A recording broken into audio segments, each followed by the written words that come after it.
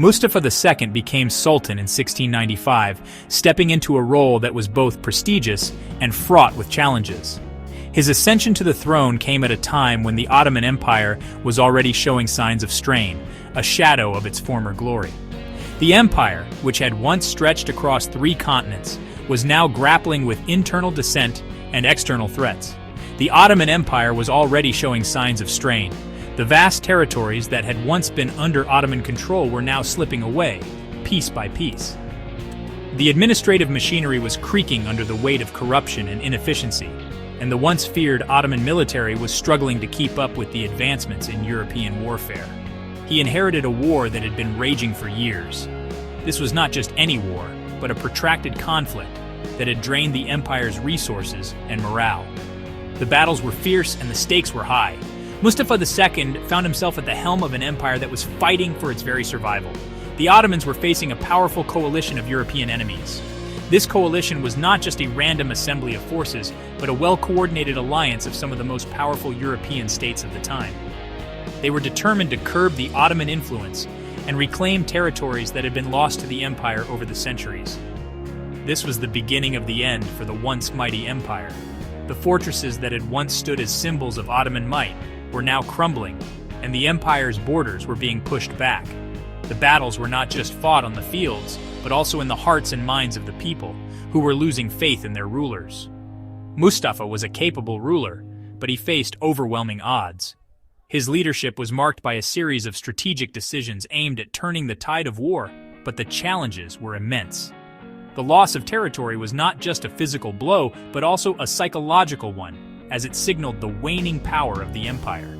His armies were outnumbered and outmaneuvered. The European forces had the advantage of better technology and more efficient military strategies. The Ottoman soldiers, despite their bravery, found themselves constantly on the back foot, struggling to hold their ground against a relentless enemy. The Ottoman Empire, once a beacon of power, was on the defensive. The empire that had once been the aggressor was now fighting a defensive war, trying to protect what little remained of its vast territories. The morale of the troops was low, and the sense of impending doom was palpable. Mustafa's reign would be defined by struggle and ultimately defeat. Despite his best efforts, the odds were stacked against him. The defeats on the battlefield were not just military losses, but also personal blows to a sultan who had hoped to restore the glory of his empire. The weight of the empire rested on his shoulders. Every decision he made was scrutinized, and the pressure to succeed was immense. The burden of leadership in such turbulent times was a heavy one, and Mustafa II bore it with a sense of duty and determination.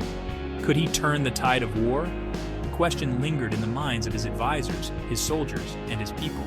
There was a glimmer of hope that with the right strategy and a bit of luck, the fortunes of the empire could be reversed. Or would he be remembered as the Sultan who oversaw the decline of Ottoman power? The legacy of Mustafa II is a complex one, marked by both his valiant efforts to save his empire and the harsh reality of its decline. His story is a poignant reminder of the challenges of leadership in times of crisis. The Ottoman Empire had once been the envy of the world. It stretched from North Africa to the gates of Vienna. Its armies were feared for their discipline and might. But by the late 17th century, cracks were appearing in the facade. Internal strife and economic stagnation had weakened the empire. Corruption was rife, and the once formidable janissaries, the Sultan's elite troops, had grown complacent. The Ottomans had also fallen behind their European rivals in military technology. The empire that Mustafa inherited was a shadow of its former self. The challenges were immense. The Great Turkish War, which had begun in 1683, was a major turning point in European history. This conflict, spanning over 16 years, saw the Ottoman Empire clashing with a coalition of European states. The war was not just a series of battles, but a struggle for dominance and survival. It pitted the Ottomans against a formidable alliance of European powers. The Ottomans, who had been expanding their territory for centuries, now faced a united front determined to halt their advance. The stakes were incredibly high, as the outcome would shape the future of Europe. This alliance was known as the Holy League. Formed under the auspices of Pope Innocent IV, the Holy League was a coalition of Catholic states, united by a common cause. Their goal was to defend Christendom against the Ottoman threat. The Holy League included Austria, Venice, Poland, and Russia. Each of these nations brought their own strengths and resources to the table. Austria, with its powerful Habsburg monarchy, Venice with its naval prowess, Poland with its renowned cavalry, and Russia with its vast manpower. The European powers, driven by religious zeal and a desire for territorial expansion, presented a united front. Their leaders held numerous councils and strategic meetings, meticulously planning their military campaigns. The war was as much about faith as it was about land and power. They were determined to push back against Ottoman influence in Europe. The battles were fierce and brutal, with both sides suffering heavy casualties.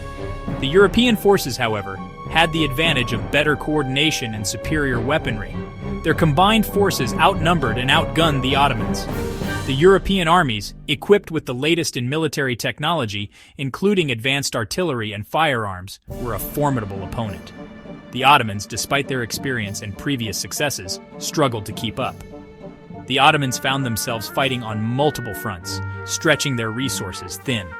They had to defend vast territories, from the Balkans to the heart of Hungary, against a relentless and well-coordinated enemy. Each defeat further emboldened their enemies. The European victories boosted morale and strengthened the resolve of the Holy League. The war ultimately marked the beginning of the decline of Ottoman power in Europe, reshaping the continent's political landscape for centuries to come. The Battle of Zenta, fought in 1697, was a crushing blow to the Ottomans. Mustafa, eager for victory, personally led his troops against the Austrians under Prince Eugene of Savoy. The Ottomans were heavily defeated. The battle was a tactical disaster for the Ottomans. Their army was caught unprepared and outmaneuvered. Thousands of Ottoman soldiers were killed, and many more were captured. Even the Sultan himself narrowly escaped capture. Zenta was a turning point in the war. It shattered the myth of Ottoman invincibility and exposed the weaknesses that had crept into their military. Section 5. The Price of Defeat. The defeat at Zenta had far-reaching consequences.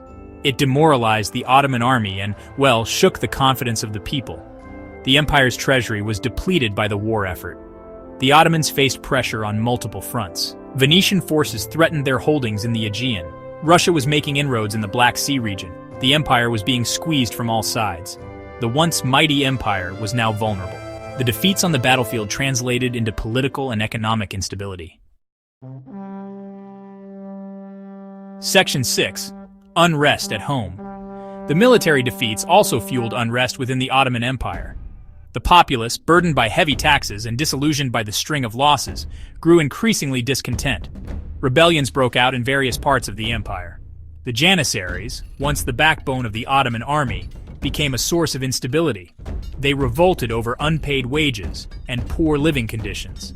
The empire was facing enemies both within and beyond its borders. The situation was dire. Mustafa faced the daunting task of restoring order and reviving the empire's fortunes. Section 7. The Treaty of Karlowitz. The Treaty of Karlowitz, signed in 1699, formally ended the Great Turkish War. It marked a turning point in Ottoman history. The empire was forced to cede large swaths of territory to the victorious European powers. Austria gained control of Hungary, Transylvania, and parts of Croatia. Venice expanded its holdings in Dalmatia. Poland regained territory it had lost earlier. The treaty was a humiliating blow to the Ottomans. The treaty marked the beginning of the Ottoman Empire's decline as a major European power. It had lost its aura of invincibility. Section 8. Legacy of Loss. Mustafa II abdicated the throne in 1703 after a Janissary revolt. He died in prison shortly after. His reign was marked by war, defeat, and the irreversible decline of Ottoman power. He was a ruler who faced extraordinary challenges.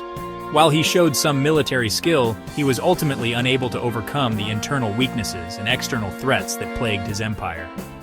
Mustafa's reign serves as a cautionary tale about the dangers of complacency and the importance of adapting to changing times. Section 9. Lessons of the Past. The story of Mustafa II's reign holds valuable lessons for leaders even today. Mustafa II, who ruled the Ottoman Empire from 1695 to 1703, faced numerous challenges during his reign. His leadership was tested by both internal strife and external threats. Despite his efforts to reform the military and administration, he struggled to maintain the empire's former glory. His reign is a testament to the complexities of leadership and governance in a time of great change. It highlights the importance of strong leadership, a united front, and the need to adapt to changing circumstances. Mustafa II's attempts to modernize the army and reclaim lost territories were met with mixed success. His campaigns against the Habsburgs and the Venetians were ambitious, but ultimately led to significant losses. These military endeavors underscore the necessity of strategic planning and the ability to respond to evolving geopolitical landscapes. The Ottoman Empire's decline was not inevitable. It was a result of a series of missteps and missed opportunities. The empire's vast and diverse territories required a delicate balance of power and diplomacy. However, the central authority's inability to effectively manage these regions contributed to its gradual weakening.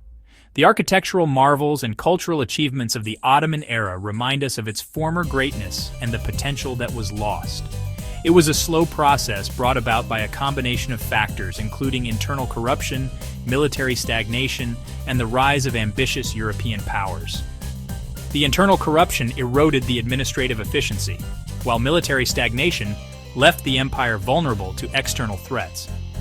The rise of European powers, with their advanced military technologies and strategic alliances, further exacerbated the Ottoman Empire's decline. These factors collectively illustrate the multifaceted nature of the empire's downfall. By studying the mistakes of the past, we can gain insights into the challenges of the present. Historians and scholars meticulously analyze ancient documents and records to understand the intricacies of the Ottoman Empire's administration and military strategies. This research not only sheds light on historical events, but also provides valuable lessons for contemporary governance and international relations. The parallels between past and present challenges highlight the timeless nature of certain political and social dynamics. The fall of empires serves as a reminder that power is fleeting and that even the mightiest can fall. The ruins of the Ottoman Empire, from its once grand monuments to the battlefields where its fate was sealed, stand as silent witnesses to the passage of time. They remind us that no empire, no matter how powerful, is immune to the forces of change. The lessons of the past urge us to reflect on our own time and the impermanence of power.